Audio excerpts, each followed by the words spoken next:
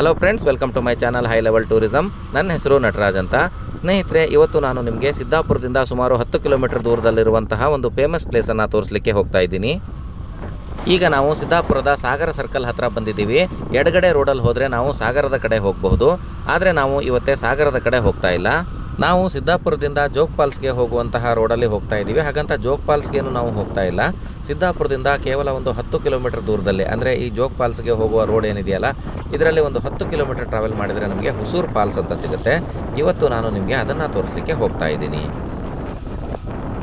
ಜೋಗ್ ಫಾಲ್ಸನ್ನು ನೋಡಲಿಕ್ಕೆ ಹೋಗುವಂತಹ ಪ್ರವಾಸಿಗರೆಲ್ಲರೂ ಕೂಡ ಹುಸೂರು ಫಾಲ್ಸನ್ನು ನೋಡಲೇಬೇಕು ಅಂತ ನಾನು ಹೇಳ್ತೀನಿ. ಯಾಕಂದರೆ ಆ ಹುಸೂರು ಫಾಲ್ಸ್ನ ಪ್ರದೇಶ ತುಂಬ ಚೆನ್ನಾಗಿದೆ. ಅಲ್ಲಿ ಸಣ್ಣದೊಂದು ವಾಟರ್ ಫಾಲ್ ಇದೆ. ಅದು ಅಲ್ಲದೆ ಒಂದು ರೀತಿ ನ್ಯಾಚುರಲ್ ವಾಟರ್ ಪಾರ್ಕ್ನ ರೀತಿ ಇದೆ. ಅಲ್ಲೆಲ್ಲ ನೀರಲ್ಲಿ ಕುತ್ಕೊಂಡು ಆಟ ಆಡ್ಬೋದು. ಹಾಗೆ ಅಲ್ಲಿ ಒಂದು ಸಣ್ಣ ಡ್ಯಾಮ್ ಕೂಡ ಇದೆ.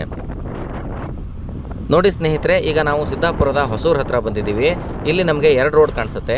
ನಾವು ರೈಟ್ ಸೈಡ್ಗೆ ಹೋದರೆ ಕುಮಟಾ ಕಡೆ ಹೋಗಬಹುದು, ಹಾಗೆ ಲೆಫ್ಟಿಗೆ ಹೋದರೆ ಜೋಗ್ ಫಾಲ್ಸ್ಗೆ ಹೋಗಬಹುದು ಮತ್ತು ಹುಸೂರು ಫಾಲ್ಸ್ಗೆ ಹೋಗಬಹುದು. ನೀವು ಇಲ್ಲಿ ಹುಸೂರು ಮತ್ತು ಹೊಸೂರನ್ನು ಕನ್ಫ್ಯೂಸ್ ಮಾಡ್ಕೋಬೇಡಿ.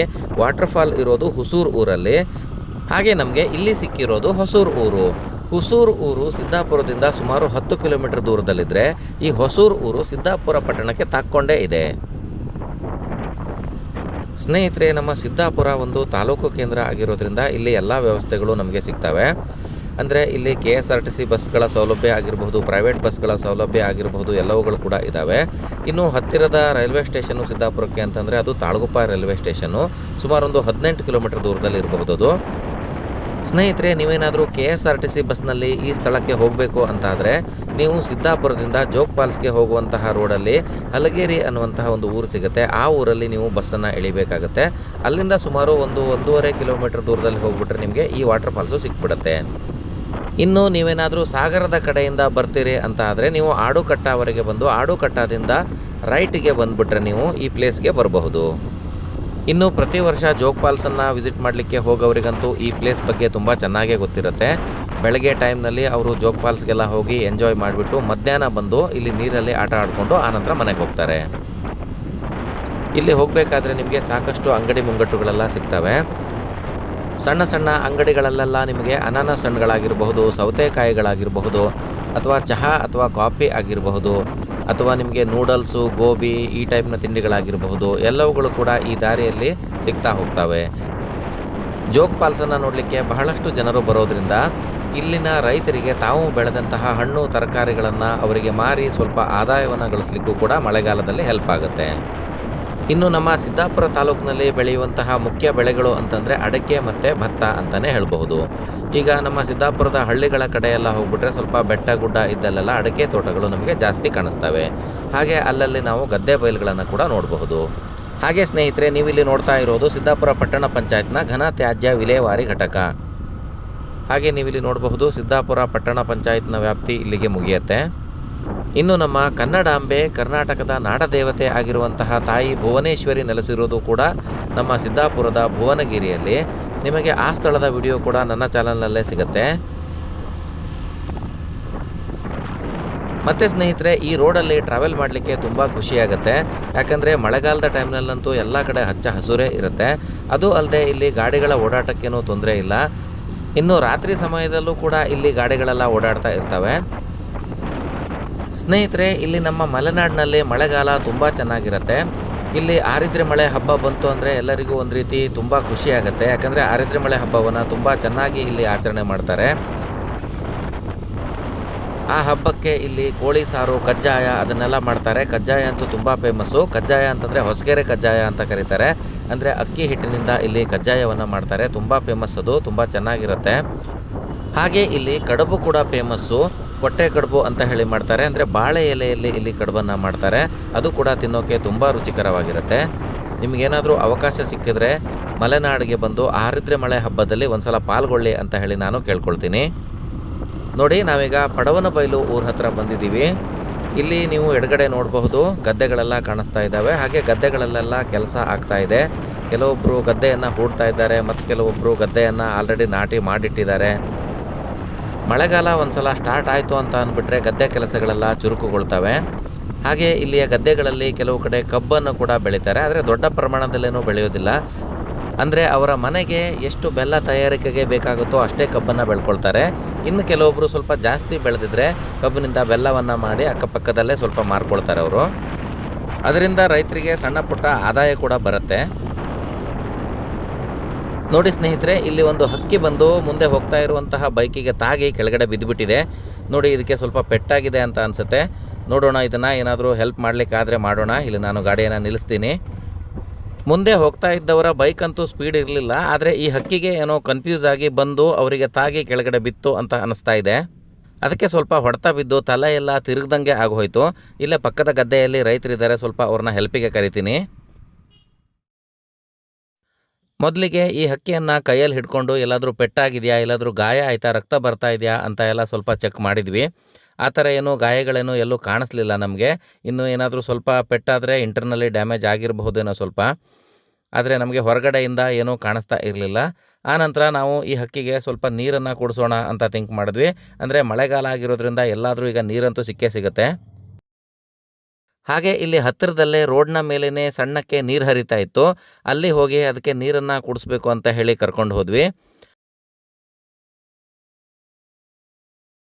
ಹಾಗೆ ಅಲ್ಲಿದ್ದಂತಹ ತಿಳಿ ನೀರನ್ನು ಸ್ವಲ್ಪ ಸ್ವಲ್ಪ ತಗೊಂಡು ಅದರ ಬಾಯಲ್ಲೇ ಹಾಕಿದ್ರು. ಹಾಗೆ ಆ ಹಕ್ಕಿ ನೀರನ್ನು ಕೂಡ ಕುಡಿತು. ಹಾಗೆ ನೀರನ್ನು ಕುಡಿತಾ ಇದ್ದಂಗೆ ಸ್ವಲ್ಪ ಹೊತ್ತಿನಲ್ಲೇ ಅದು ಸಮಾಧಾನವಾಗಿ ಕೂತ್ಕೊಳ್ತು, ಸ್ವಲ್ಪ ಚೇತರಿಸ್ಕೊಳ್ತು ಅಂತ ನಮಗೂ ಕೂಡ ಅನ್ನಿಸ್ತು.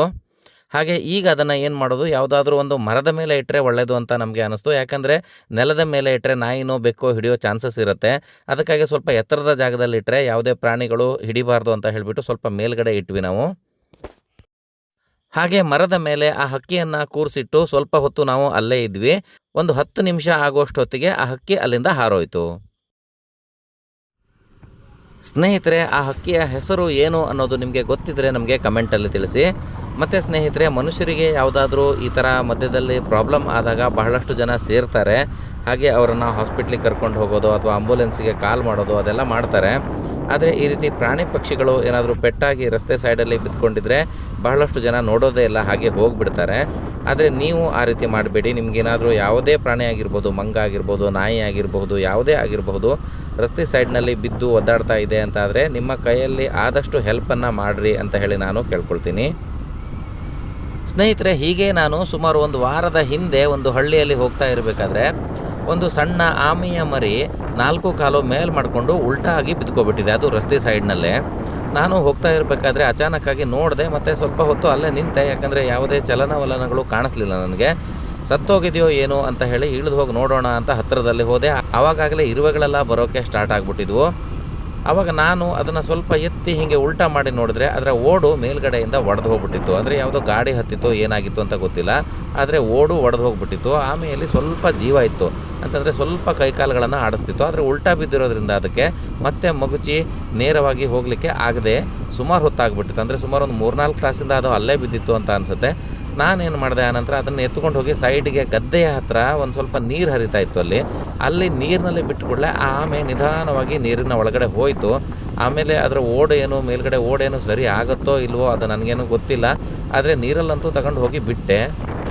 ಈ ಏಡಿಗಳಿಗೆಲ್ಲ ಒಂದು ಕಾಲು ಏನಾದರೂ ಕಳಚಿ ಹೋದರೆ ಮತ್ತೊಂದು ಕಾಲು ಅದೇ ಜಾಗದಲ್ಲಿ ಹುಡ್ತಾ ಇರುತ್ತಲ್ವ, ಅದೇ ರೀತಿ ನೀರಿನಲ್ಲಿ ಬಿಟ್ಟಾಗ ಈ ಆಮೆಯ ಓಡು ಸರಿ ಆದರೆ ಸಾಕಿತ್ತು. ಏನಾಗುತ್ತೋ ಏನೋ ಗೊತ್ತಿಲ್ಲ.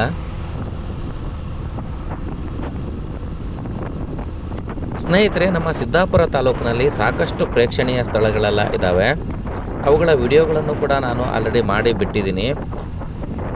ಇನ್ನು ವಾಟರ್ ಫಾಲ್ಸ್ಗಳ ಬಗ್ಗೆ ಹೇಳಬೇಕು ಅಂತಂದರೆ ಉಂಚಳ್ಳಿ ಫಾಲ್ಸು ತುಂಬ ಫೇಮಸ್ ಇದೆ. ಅದು ಸಿದ್ದಾಪುರ ತಾಲೂಕಿನಲ್ಲೇ ಇದೆ. ಅದನ್ನು ಲುಷಿಂಗ್ಟನ್ ಫಾಲ್ಸ್ ಅಂತ ಕೂಡ ಕರೀತಾರೆ. ಹಾಗೆ ಉಂಚಳ್ಳಿ ಫಾಲ್ಸ್ನಿಂದ ಸ್ವಲ್ಪ ದೂರದಲ್ಲೇ ವಾಟೆಹಳ್ಳ ಫಾಲ್ಸ್ ಅಂತ ಒಂದಿದೆ, ಅದು ಕೂಡ ತುಂಬ ಚೆನ್ನಾಗಿದೆ. ಮತ್ತು ನೀವು ಸಿದ್ದಾಪುರದಿಂದ ಕುಮಟಾ ರೋಡಲ್ಲಿ ಹೋಗ್ತಾ ಇರಬೇಕಾದ್ರೆ ಮಧ್ಯದಲ್ಲಿ ಒಳಗಡೆ ಹೋದರೆ ನಿಮಗೆ ಬುರ್ಡೆ ಫಾಲ್ಸ್ ಅಂತ ಸಿಗುತ್ತೆ, ಅದು ಕೂಡ ತುಂಬ ಚೆನ್ನಾಗಿದೆ. ಹಾಗೆ ಅದೇ ಸಿದ್ದಾಪುರ ಕುಮಟಾ ರೋಡ್ನಲ್ಲಿ ಕೋಡಿಗದ್ದೆ ಹತ್ತಿರ ಎಲ್ಲ ಹೋದರೆ ನಿಮಗೆ ಮುಕ್ತಿಹೊಳೆ ಫಾಲ್ಸ್ ಅಂತ ಸಿಗುತ್ತೆ. ಹಾಗೆ ನೆಟ್ಗೋಡ್ ಫಾಲ್ಸ್ ಅಂತ ಸಿಗುತ್ತೆ. ಮತ್ತು ಆ ಕಡೆನೇ ಸುತ್ತಮುತ್ತಲಿನ ಏರಿಯಾದಲ್ಲಿ ಗೀಜ್ಗಣಿ ಫಾಲ್ಸ್ ಅಂತ ಒಂದು ಸಿಗುತ್ತೆ. ಹೀಗೆ ನಮ್ಮ ಸಿದ್ದಾಪುರ ತಾಲೂಕಿನಲ್ಲಿ ತುಂಬ ವಾಟರ್ ಫಾಲ್ಗಳಿದ್ದಾವೆ. ಸ್ನೇಹಿತರೆ, ಇಲ್ಲಿ ನೋಡಿ, ಇಲ್ಲೊಂದು ಬಸ್ ಸ್ಟ್ಯಾಂಡ್ ಕಾಣಿಸ್ತಾ ಇದೆಯಲ್ವಾ, ಕುಂಬಾರಕುಳಿ ಬಸ್ ನಿಲ್ದಾಣ ಅಂತ ಹೇಳಿಬಿಟ್ಟು. ಇದರ ಹಿಂದ್ಗಡೆ ಏನೊಂದು ರೋಡ್ ಹೋಯ್ತಲ್ಲ, ಅಲ್ಲಿ ಹೋದರೆ ನಾವು ಕುಂಬಾರಕುಳಿಗೆ ಹೋಗಬಹುದು.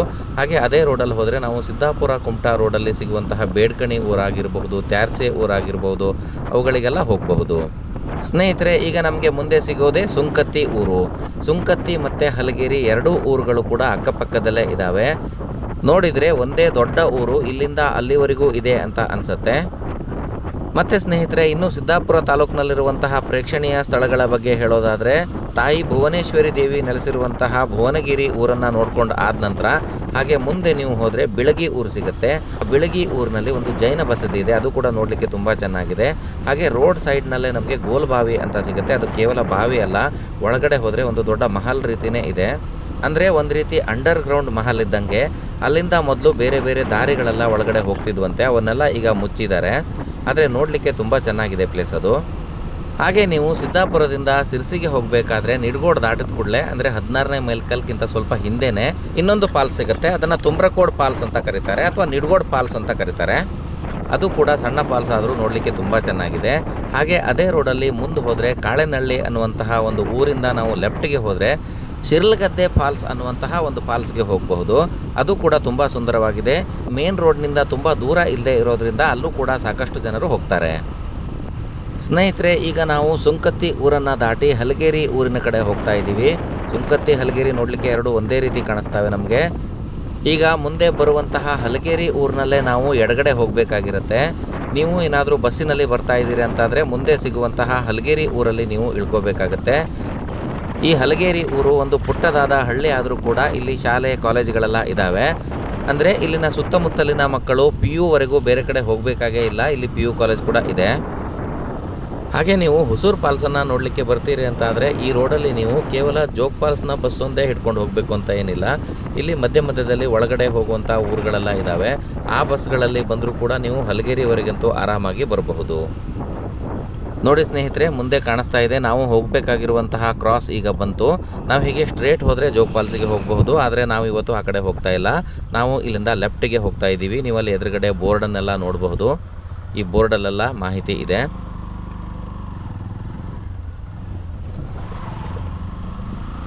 ನಾವು ಹುಸೂರು ಫಾಲ್ಸ್ಗೆ ಈ ರೋಡಲ್ಲಿ ಹೋಗಬೇಕಾಗಿರುತ್ತೆ. ಇಲ್ಲಿಂದ ಸುಮಾರು 1.5 ಕಿಲೋಮೀಟರ್ ಟ್ರಾವೆಲ್ ಮಾಡಿದ್ರೆ ನಮಗೆ ಹುಸೂರು ಫಾಲ್ಸು ಸಿಗುತ್ತೆ. ಹಾಗೆ ಇಲ್ಲೇ ಸ್ವಲ್ಪ ಮುಂದೆ ಹೋಗ್ತಾ ಇದ್ದಂಗೆ ನಮಗೆ 2 ರೋಡ್ಗಳು ಸಿಗ್ತವೆ. ಇದರಲ್ಲಿ ಎಡಗಡೆ ರೋಡಲ್ಲಿ ಹೋಗಬಾರ್ದು, ಬಲಗಡೆ ರೋಡಲ್ಲಿ ಹೋಗಬೇಕು. ಎಡಗಡೆ ಹೋದರೆ ನಾವು ಗೋಳ್ಗೋಡು, ಅಕ್ಕುಂಜಿ ಅವಕ್ಕೆಲ್ಲ ಹೋಗಬಹುದು. ಈ ಅಕ್ಕುಂಜಿ ಅಂತಂದರೆ ನಾವು ಸಿದ್ದಾಪುರದಿಂದ ಸಾಗರ ರೋಡಲ್ಲಿ ಹೋಗಬೇಕಾದ್ರೆ ಸಿಗುತ್ತೆ. ಅದು ನೀವು ಇಲ್ಲಿಂದ ಅಕ್ಕುಂಜಿಗೆ ಹೋಗಿ ಅಲ್ಲಿಂದ ಸಾಗರ ಕಡೆ ಬೇಕಾದರೂ ಹೋಗಬಹುದು. ಆದರೆ ಇವತ್ತು ನಾವು ಆ ಕಡೆ ಹೋಗ್ತಾ ಇಲ್ಲ, ನಾವಿವತ್ತು ರೈಟ್ ಸೈಡಿನ ರೋಡಲ್ಲಿ ಹುಸೂರು ಫಾಲ್ಸನ್ನು ನೋಡಲಿಕ್ಕೆ ಹೋಗ್ತಾ ಇದ್ದೀವಿ.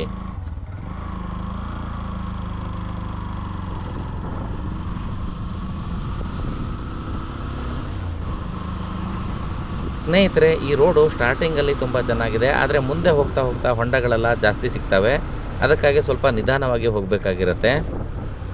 ಈಗ ಇಲ್ಲಿ ಸ್ವಲ್ಪ ಮಳೆ ಬೀಳೋ ಚಾನ್ಸು ಇದೆ, ಯಾಕಂದರೆ ಮಳೆ ಮೋಡ ಆಗಿದೆ. ಇಲ್ಲಿ ಪ್ರತಿ 5-5 ನಿಮಿಷಕ್ಕೂ ಇಲ್ಲಿ ವಾತಾವರಣ ಚೇಂಜ್ ಆಗ್ತಾನೆ ಇರುತ್ತೆ ಅಂತ ಹೇಳ್ಬಹುದು ಮಳೆಗಾಲದ ಟೈಮ್ನಲ್ಲಿ. ನೋಡಿ, ಈ ರೋಡಂತೂ ಪೂರ್ತಿ ಹಾಳಾಗಿ ಹೋಗಿದೆ. ಯಾವುದೇ ರೀತಿಯ ರಿಪೇರಿಯನ್ನು ಕೂಡ ಇಲ್ಲಿ ಮಾಡಿಲ್ಲ. ಶನಿವಾರ ಭಾನುವಾರ ಅಂತೂ ಇಲ್ಲಿ ಸಾವಿರಾರು ಪ್ರವಾಸಿಗರು ಭೇಟಿ ನೀಡ್ತಾರೆ. ನೂರಾರು ಸಂಖ್ಯೆಯಲ್ಲಿ ಗಾಡಿಗಳು ಬರ್ತವೆ. ಪಾರ್ಕಿಂಗಿಗೆ ದೊಡ್ಡ ವ್ಯವಸ್ಥೆ ಕೂಡ ಇದೆ. ಆದರೂ ಇಲ್ಲಿ ರೋಡು ಸ್ವಲ್ಪ ಇಂಪ್ರೂವ್ ಆಗಬೇಕಾಗಿತ್ತು ಅಂತ ನಾನು ಹೇಳಲಿಕ್ಕೆ ಬಯಸ್ತೀನಿ. ಸ್ನೇಹಿತರೆ, ನಾವು ಈ ರೋಡಲ್ಲಿ ಹೀಗೆ ಮುಂದೆ ಹೋದರೆ ಬೆಂಗಳೂರು ಹೊನ್ನಾವರ ಹೈವೇಗೂ ಕೂಡ ಟಚ್ ಆಗಬಹುದು. ಅದು ಆಡುಕಟ್ಟ ಹತ್ತಿರ ಸೇರುತ್ತೆ. ಅಲ್ಲಿಂದ ಮತ್ತೆ ನೀವು ಜೋಗ್ ಫಾಲ್ಸ್ಗೆ ಬೇಕಾದರೂ ಹೋಗಬಹುದು. ಹಾಗೆ ಈ ರೋಡಲ್ಲಿ ಹೋಗಬೇಕಾದ್ರೆ ನಮಗೆ ನೆಲ್ಲಿಕೊಪ್ಪ, ಹೆಗೆಕೊಪ್ಪ, ಮಂಡಗಳೆ, ಜಿಡ್ಡಿ ಆ ಊರುಗಳೆಲ್ಲ ಸಿಗ್ತವೆ. ನೋಡಿ ಸ್ನೇಹಿತರೆ, ಇದಕ್ಕೆ ಇನ್ನೊಂದು ರೋಡ್ ಬಂದು ಇಲ್ಲಿಗೆ ಸೇರ್ತು. ಹಾಗೆ ಈ ರೋಡು ನಮಗೆ ತುಂಬ ಸ್ಟ್ರೇಟಾಗಿ ಕಾಣಿಸುತ್ತೆ. ಸುತ್ತಮುತ್ತಲೂ ಗ್ರೀನರಿ ಇರೋದ್ರಿಂದ ಇಲ್ಲಿ ಟ್ರಾವೆಲ್ ಮಾಡಲಿಕ್ಕೆ ಖುಷಿ ಆಗುತ್ತೆ. ಆದರೆ ರೋಡು ರಿಪೇರಿ ಆಗಿದ್ರೆ ಇನ್ನೂ ಖುಷಿ ಆಗ್ತಿತ್ತು ನಮಗೆ. ಹುಸೂರು ಫಾಲ್ಸು ಇನ್ನೂ ತುಂಬ ದೂರ ಏನಿಲ್ಲ, ಇಲ್ಲೇ ಸ್ವಲ್ಪ ದೂರದಲ್ಲೇ ನಮಗೀಗ ಸಿಗುತ್ತೆ. ಇಲ್ಲಿಂದ ಸ್ವಲ್ಪ ಡೌನನ್ನು ಇಳಿತಾ ಇದ್ದಂಗೆ ನಮಗೆ ಹುಸೂರು ಫಾಲ್ಸ್ ಅನ್ನುವಂತಹ ಬೋರ್ಡು ಕಾಣಿಸುತ್ತೆ. ನೂರಾರು ಗಾಡಿಗಳು ಈಗಾಗಲೇ ಅಲ್ಲಿ ಬಂದು ನಿಂತಿರಬಹುದು. ಗಾಡಿಗಳು ನಿಲ್ಲಕ್ಕೆ ಮಾತ್ರ ತುಂಬ ಚೆನ್ನಾಗಿ ವ್ಯವಸ್ಥೆಯನ್ನು ಮಾಡಿದ್ದಾರೆ. ತುಂಬ ದೊಡ್ಡ ಬಯಲಿದೆ ಅಲ್ಲಿ, ಎಷ್ಟು ಗಾಡಿಗಳು ನಿಂತರೂ ಹಿಡಿತಾವೆ.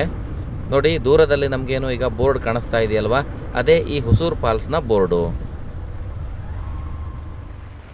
ನೋಡಿ, ಈಗಾಗಲೇ ಇಲ್ಲಿ ನೂರಾರು ಗಾಡಿಗಳು ಬಂದಿದ್ದಾವೆ. ಇದರಿಂದಾನೇ ನೀವು ಅಂದಾಜು ಮಾಡಬಹುದು ಇವತ್ತು ಇಲ್ಲಿ ಎಷ್ಟು ಜನ ಸೇರಿದ್ದಾರೆ ಅಂತ. ಇಲ್ಲಿ ಪಾರ್ಕಿಂಗ್ ಚಾರ್ಜಸನ್ನು ಪೇ ಮಾಡಬೇಕಾಗಿರುತ್ತೆ. ಬೈಕ್ಗಳಿಗೆ 10 ರೂಪಾಯಿ ತಗೊಳ್ತಾರೆ, ಹಾಗೆ ಕಾರ್ಗಳಿಗೆ 50 ರೂಪಾಯಿ ತಗೊಳ್ತಾರೆ. ಬನ್ನಿ ಈಗ ಸ್ವಲ್ಪ ಹೊತ್ತು ವೇಟ್ ಮಾಡೋಣ, ಮಳೆ ಸ್ವಲ್ಪ ಕಡಿಮೆ ಆಗಲಿ.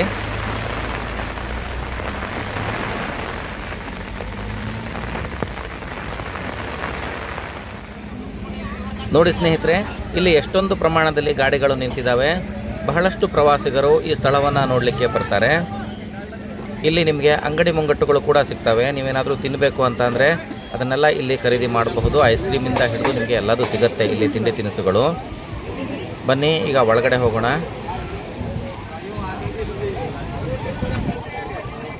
ಸ್ನೇಹಿತರೆ, ಈ ಸ್ಥಳಕ್ಕೆ ಬೆಳಗ್ಗೆಯಿಂದ ಸಂಜೆವರೆಗೂ ಸಾವಿರಾರು ಜನರು ಬಂದು ಈ ನೀರಲ್ಲಿ ಆಟ ಆಡ್ಕೊಂಡು ಹೋಗ್ತಾರೆ. ಇಲ್ಲಿರುವಂತಹ ನೀರೇನೋ ಆಳವಾಗಿಲ್ಲ. ನಾವು ಕೂಡ ನಮ್ಮ ಫ್ಯಾಮಿಲಿಯ ಜೊತೆ ಆಗಾಗ ಇಲ್ಲಿಗೆ ಬರ್ತಾನೆ ಇರ್ತೀವಿ. ಈ ಸ್ಥಳಕ್ಕೆ ಚಿಕ್ಕ ಮಕ್ಕಳಿಂದ ಹಿಡಿದು ವಯೋವೃದ್ಧರವರೆಗೂ ಬರಬಹುದು. ಯಾವುದೇ ರೀತಿಯ ಪ್ರಾಬ್ಲಮ್ ಇಲ್ಲ, ಎಲ್ಲೂ ಕೂಡ ಜಾರೋದಿಲ್ಲ. ಇಲ್ಲಿ ಕಲ್ಲಿನ ಮೇಲೆ ತೆಳುವಾಗಿ ನೀರು ಹರ್ಕೊಂಡು ಹೋಗುತ್ತೆ ಅಷ್ಟೇ. ಇನ್ನು ಮಳೆ ತುಂಬ ಜೋರು ಬಂದರೆ ಒಂದು ಸ್ವಲ್ಪ ನೀರು ಜಾಸ್ತಿ ಆಗ್ಬೋದು, ಬಿಟ್ಟರೆ ಜನರನ್ನು ಕೊಚ್ಕೊಂಡು ಹೋಗೋಷ್ಟು ನೀರೇನು ಇಲ್ಲಿ ಬರೋದಿಲ್ಲ. ಸ್ನೇಹಿತರೆ, ಇಲ್ಲಿ ನಾನು ಹೆಚ್ಚು ಮಾತಾಡೋಕ್ಕಿಂತ ನಿಮಗೆ ಈ ಪ್ರಕೃತಿಯ ಸೌಂಡನ್ನು ತೋರಿಸಲಿಕ್ಕೆ ಬಿಟ್ಟರೆ ಖುಷಿ ಅಂತ ಅನಿಸ್ತಾ ಇದೆ. ಅವಶ್ಯಕತೆ ಇದ್ದಲ್ಲಿ ನಾನು ಇದ್ರ ಬಗ್ಗೆ ಎಕ್ಸ್ಪ್ಲೇನ್ ಮಾಡ್ತೀನಿ. ನೀವು ಇಲ್ಲಿ ಈ ಪ್ರಕೃತಿಯನ್ನು ಆನಂದಿಸಿ.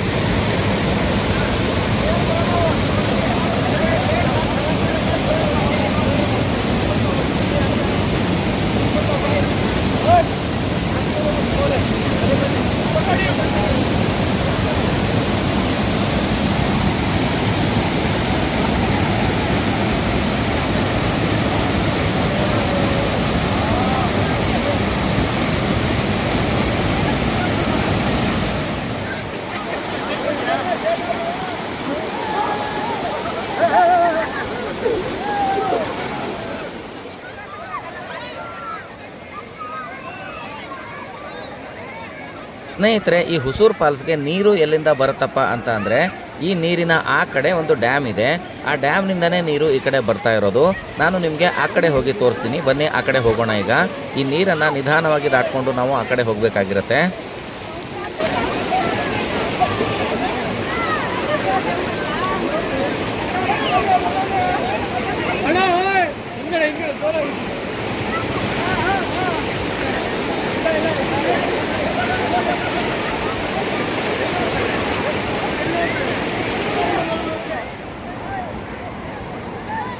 ನಾವು ನೀರನ್ನು ದಾಟಿ ಆ ಕಡೆ ಹೋಗ್ತಾ ಇದ್ದಂಗೆ ನಮಗೊಂದು ಸಣ್ಣ ಕಾಲದಾರಿ ಸಿಗುತ್ತೆ. ಅದರಲ್ಲೇ ನಾವು ನಡ್ಕೊಂಡು ಹೋದರೆ ಆ ಕಡೆ ಡ್ಯಾಮಿಗೆ ಹೋಗಬಹುದು. ಈ ದಾರಿಯಲ್ಲಿ ಹೋಗ್ತಾ ಇರಬೇಕಾದ್ರೆ ಆ ಕಡೆಯಿಂದನೂ ಕೂಡ ಈ ಹುಸೂರು ಫಾಲ್ಸ್ನ ಜನರು ನಿಂತಿರುವಂತಹ ವ್ಯೂ ಏನಿದೆ ತುಂಬ ಚೆನ್ನಾಗಿ ಕಾಣಿಸುತ್ತೆ.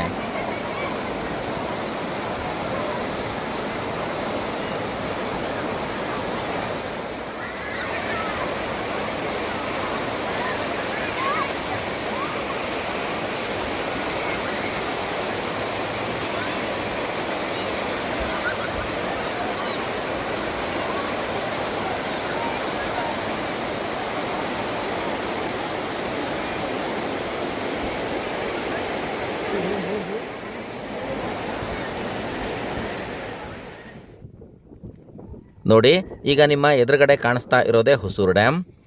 ನೋಡಿ, ಈ ಡ್ಯಾಮು ಎಷ್ಟೊಂದು ಸುಂದರವಾಗಿ ಕಾಣಿಸ್ತಾ ಇದೆ. ಇದು ಲಿಂಗನಮಕ್ಕಿ ಡ್ಯಾಮ್ನ ಹಾಗೆ ಕರೆಂಟ್ ತಯಾರು ಮಾಡಲಿಕ್ಕೆ ಅಂತ ಹೇಳಿ ಮಾಡಿರುವಂತಹ ಡ್ಯಾಮ್ ಅಲ್ಲ. ಇದು ಇಲ್ಲಿನ ಸುತ್ತಮುತ್ತಲಿನ ಜನರಿಗೆ ನೀರಾವರಿಯ ಉದ್ದೇಶಕ್ಕಾಗಿ, ಕೃಷಿಯ ಉದ್ದೇಶಕ್ಕಾಗಿ ಮಾಡಿರುವಂತಹ ಡ್ಯಾಮ್ ಇದು. ಇಲ್ಲಿಂದ ಡ್ಯಾಮ್ನ ಗೇಟನ್ನು ಓಪನ್ ಮಾಡ್ತಾರೆ. ಈ ಡ್ಯಾಮ್ನಲ್ಲಿ ಎಲ್ಲ ಟೈಮ್ನಲ್ಲೂ ನೀರಿರುತ್ತೆ. ಸ್ನೇಹಿತರೆ, ನೀವು ಆ ಕಡೆ ನೋಡಬಹುದು, ಡ್ಯಾಮ್ನಿಂದ ಆಚೆಗೂ ನಮಗೆ ಮನೆಗಳೆಲ್ಲ ಕಾಣಿಸ್ತಾ ಇದ್ದಾವೆ. ಹಾಗೆ ದೂರದಲ್ಲಿ ಇರುವಂತಹ ಬೆಟ್ಟ ಗುಡ್ಡಗಳೆಲ್ಲ ನಮಗೆ ಇಲ್ಲಿಂದ ಕಾಣಿಸ್ತಾ ಇದ್ದಾವೆ. ಇಲ್ಲಿಂದ ನಿಂತ್ಕೊಂಡು ನೋಡಿದ್ರೆ ಸಾಕಷ್ಟು ದೊಡ್ಡ ಇದೆ ಡ್ಯಾಮ್ ಅಂತ ಅನಿಸುತ್ತೆ. ಹಾಗೆ ಈ ಡ್ಯಾಮ್ಗೆ ಯಾರೂ ಕೂಡ ಇಳಿಬಾರ್ದು, ಇಳಿಯೋದು ತುಂಬ ಅಪಾಯಕಾರಿನೇ. ಇದೇ ಹುಸೂರು ಡ್ಯಾಮ್ನ ನೀರು ಆ ಕಡೆಯಿಂದ ಹೊರಗಡೆ ಹೋಗಿ ಹುಸೂರು ಫಾಲ್ಸ್ ಕ್ರಿಯೇಟ್ ಆಗುತ್ತೆ. ಅಲ್ಲಿ ದೂರದಲ್ಲಿ ಒಂದು ಕಟ್ಟೆ ಥರ ಕಾಣಿಸ್ತಾ ಇದೆಯಲ್ಲ, ಅಲ್ಲಿಂದನೇ ನೀರು ಆ ಕಡೆ ಹೋಗುತ್ತೆ ಹುಸೂರು ಫಾಲ್ಸ್ ಕಡೆ. ನಾನು ನಿಮಗೆ ಅಲ್ಲಿ ಹೋಗಿ ತೋರಿಸ್ತೀನಿ ಈಗ ಹೇಗಿದೆ ಅಂತ ಹೇಳಿಬಿಟ್ಟು. ನೋಡಿ, ಈಗ ನಾವು ಈ ಕಟ್ಟೆ ಹತ್ರ ಬಂದಿದ್ದೀವಿ. ಇಲ್ಲಿಂದ ಹೆಚ್ಚುಳಿದಂತಹ ನೀರು ಈ ಕಡೆಯಿಂದ ಹರಿದು ಹೋಗುತ್ತೆ. ಅದೇ ಮುಂದೆ ಹೋಗಿ ಹುಸೂರು ಫಾಲ್ಸ್ ಆಗಿ ಕೆಳಗಡೆ ಬೀಳುತ್ತೆ. ಇಲ್ಲೂ ಕೂಡ ನೀರೇನು ಅಷ್ಟೊಂದು ಆಳವಾಗಿಲ್ಲ. ಈ ಕಡೆಯಿಂದ ಆ ಕಡೆ ಎಲ್ಲ ದಾಟಬಹುದು. ಇಲ್ಲಿಂದ ಹರ್ಕೊಂಡು ಹೋದಂತಹ ನೀರು ಸ್ವಲ್ಪ ಮುಂದೆ ಹೋಗಿ ರೈಟ್ ಸೈಡ್ಗೆ ತಿರುಗುತ್ತೆ. ನೋಡಿ, ಅಲ್ಲಿಂದ ಹರ್ಕೊಂಡು ಬಂದಿರುವಂತಹ ನೀರು ಇಲ್ಲಿ ಬಂದು ತಿರುಗುತ್ತೆ. ಒಂದು ಸಲ ಇಲ್ಲಿ ತಿರುಗಿದ ನಂತರ ಇನ್ನೇ ಹುಸೂರು ಫಾಲ್ಸ್ವರೆಗೂ ನೀರು ಇದೇ ರೀತಿ ಸ್ಟ್ರೇಟಾಗಿ ಹರ್ಕೊಂಡು ಹೋಗುತ್ತೆ. ನೀವು ಇಲ್ಲಿ ಜನರೆಲ್ಲ ನಿಂತಿರೋದನ್ನು ನೋಡಬಹುದು. ಇಲ್ಲಿಂದ ಕೆಳಗವರೆಗೂ ನಮಗೆ ಜನರು ನಿಂತಿರೋದು ಕಾಣಿಸುತ್ತೆ. ಸ್ನೇಹಿತರೆ, ಇಲ್ಲಿರುವಂತಹ ನೀರು, ಇಷ್ಟೊಂದು ಪ್ರಮಾಣದಲ್ಲಿರುವಂತಹ ಜನರು, ಹಾಗೆ ವೆಹಿಕಲ್ಗಳು ಮತ್ತು ಇಲ್ಲಿನ ವಾತಾವರಣ ಆಗಿರಬಹುದು, ಇಲ್ಲಿನ ಅಂಗಡಿ ಮುಂಗಟ್ಟುಗಳಾಗಿರಬಹುದು, ಅಥವಾ ಇಲ್ಲಿಯ ಅಪಾಯಕಾರಿ ಅಲ್ಲದೆ ಇರುವಂತಹ ಸ್ಥಳ ಆಗಿರಬಹುದು, ಇವೆಲ್ಲ ನಿಮಗೆ ಹೇಗೆ ಅನಿಸಿದ್ವು ಅನ್ನೋದನ್ನು ನಮಗೆ ಕಮೆಂಟಲ್ಲಿ ತಿಳಿಸಿ. ಈ ಸ್ಥಳಕ್ಕೆ ನೀವು ಒಂದು ಸಲ ವಿಸಿಟ್ ಮಾಡಿ. ಹಾಗೆ ಈ ವಿಡಿಯೋ ಇಷ್ಟ ಆದರೆ ಲೈಕ್ ಮಾಡಿ, ನಿಮ್ಮ ಫ್ರೆಂಡ್ಸ್ ಜೊತೆ ಶೇರ್ ಮಾಡಿ. ಮತ್ತು ನೀವು ನಮ್ಮ ಚಾನಲ್ಗೆ ಮೊದಲನೇ ಸಲ ಬರ್ತಾ ಇದ್ದೀರಿ ಅಂತ ಆದರೆ ನಮ್ಮ ಹೈ ಲೆವೆಲ್ ಟೂರಿಸಮ್ ಚಾನಲನ್ನು ಸಬ್ಸ್ಕ್ರೈಬ್ ಮಾಡಿ. ಮತ್ತು ಈ ವಿಡಿಯೋ ನಿಮಗೆ ತುಂಬ ಇಷ್ಟ ಆದರೆ ಈ ವಿಡಿಯೋವನ್ನು ನೀವು ಹೈಪ್ ಮಾಡಬಹುದು. ಈ ವಿಡಿಯೋವನ್ನು ನಾನು ಇಲ್ಲಿಗೆ ಎಂಡ್ ಮಾಡ್ತಾ ಇದ್ದೀನಿ. ಈ ವಿಡಿಯೋವನ್ನು ನೀವು ಇಲ್ಲಿವರೆಗೂ ನೋಡಿದ್ದಕ್ಕೂ ನಿಮಗೆಲ್ಲರಿಗೂ ಕೂಡ ತುಂಬ ಧನ್ಯವಾದಗಳು. ಹಂಗೆಲ್ಲ ಮಾಡ್ತಾರ.